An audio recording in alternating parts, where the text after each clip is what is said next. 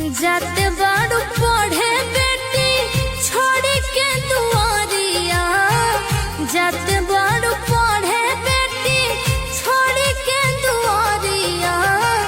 गिरे मत दीहा बेटी पापा के पगड़िया, गिरे मत दीहा बेटी पापा के पगड़िया।